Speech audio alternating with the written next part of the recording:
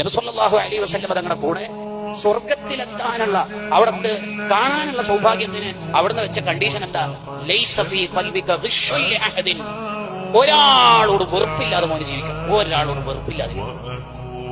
നമുക്ക് ഒരാളോട് എങ്ങനെ വെറുപ്പ് തോന്നുന്നത്? ശരിക്കും വെറുപ്പ് തോന്നാനുള്ള ഒരു കാരണം ഒന്നിക്കിൽ നമുക്ക് കിബർ ഉണ്ടാവും, അല്ലെങ്കിൽ അയാളോട് അസൂയ ഉണ്ടാവും. രണ്ടും നമ്മുടെ പ്രശ്നമാണ്. ഒന്നിക്കിൽ അയാളോട് നമുക്ക് അസൂയ ഉണ്ടാവും, അല്ലെങ്കിൽ നമുക്ക് അയാളോട് വെറുപ്പ് തോന്നാനുള്ള കാരണം നമുക്ക് കിബറായിരിക്കും. അതാണ് അതിന്റെ കാരണം ഉണ്ടാവും. ഒരാളെ കാണുമ്പോൾ നമുക്ക് മോശം വിചാരം വരുന്നു. ഉദാഹരണത്തിന്, അയാൾ എപ്പോഴും ഉസ്താദുമാരെങ്കിൽ വലിയ ആളാണ്, കളിക്കുന്ന ആളാണ്, ബാഡ്ജ് കിട്ടാൻ ശ്രമിക്കാൻ വലിയ കഴിവുള്ള ആളാണ്, സ്റ്റേജിൽ തന്നെ ഇരിക്കണം, മൂപ്പർക്ക് ഭയങ്കര പൂതിയുണ്ട്. എനിക്ക് അൽഹംദുലില്ലാഹ് അങ്ങനെയൊന്നുമില്ല. അതൊക്കെ വലിയ രോഗമാണ് സത്യത്തിൽ. ഈ തസ്കിയത്തുൻ നഫ്സാണ് അത്തരക്കാർക്ക് ഉണ്ടാവുക. എന്ന് പറഞ്ഞാൽ ഞാൻ കുഴപ്പമില്ലാതെ ഇങ്ങനെ ഒരു ചിന്ത വരും. ഇബ്ലീസ് ലഅനഹുല്ലാഹ് എല്ലാ മനുഷ്യന്മാരെയും പിഴപ്പിക്കാൻ ശ്രമിക്കും. സർവരെയും, എല്ലാ മനുഷ്യന്മാരെയും ഇബ്ലീസ് ശ്രമിക്കും. കാരണം ഇബ്ലീസിന് അറിയാം ഓരോരാളെ എങ്ങനെയാ പറ്റിക്കേണ്ടത്. മുഖ്താലിമിനെ എങ്ങനെ പറ്റിക്കേണ്ടത് മൂപ്പർക്ക് ടിപ്സ് കൊടുക്കേണ്ട ആവശ്യമൊന്നുമില്ല.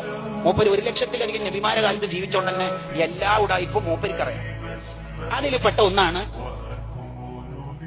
ഞാൻ കുഴപ്പമില്ല എന്ന തോന്നൽ. ആ തോന്നൽ എന്നാണോ വരുന്നത് അന്ന് ഇബ്ലീസ് തിരിച്ചു പോകും. അപ്പൊ ശൈത്താന്മാരായ പേരക്കുട്ടികളും മക്കളൊക്കെ ചോദിക്കും, ഉപ്പാപ്പ അയാളെ പറ്റിക്കാനാണല്ലോ രാവിലെ തന്നെ പാന്റും സൂട്ടും കൂട്ടൊക്കെ ഇട്ടിട്ട് പോകുന്നത്, പറ്റിക്കണില്ലേ? ഇല്ല. എന്തേ?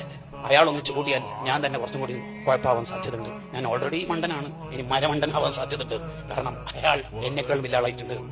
കാരണം അയാൾക്ക് തോന്നിയിട്ടുണ്ട്, ഞാൻ സെക്രട്ടറി ആയ കാലത്ത്, ഞാൻ പ്രസിഡന്റ് ആയ കാലത്ത് തോന്നിയിട്ടുണ്ട്. അത് തോന്നി തുടങ്ങിയാൽ നമ്മളെ നാശം തുടങ്ങിയിരിക്കുന്നു.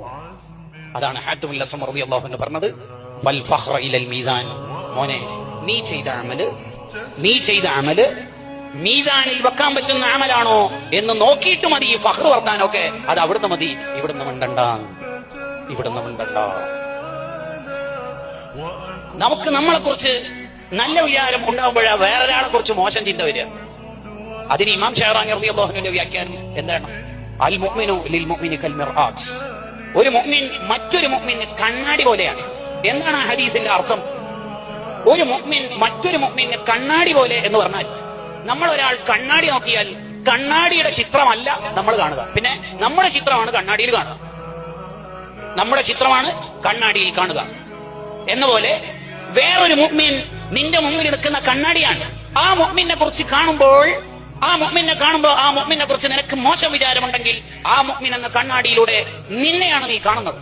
നിന്റെ ഹൃദയത്തിന്റെ വൃത്തികേട് കൊണ്ടാണ് അയാൾ പൈസന്റെ ആളാണ്, അയാൾ സ്റ്റേജിന്റെ ആളാണ്, അയാൾ ബാഡ്ജ് കിട്ടാൻ വേണ്ടിയാണ് അവിടെ കത്തിയിരിക്കുന്നത് എന്ന തോന്നൽ വരുന്നത് അൽ മർഉ യഖീസു അലാ നഫ്സിഹി. നിന്റെ ഹൃദയം കേടുവന്നതുകൊണ്ടാണ്.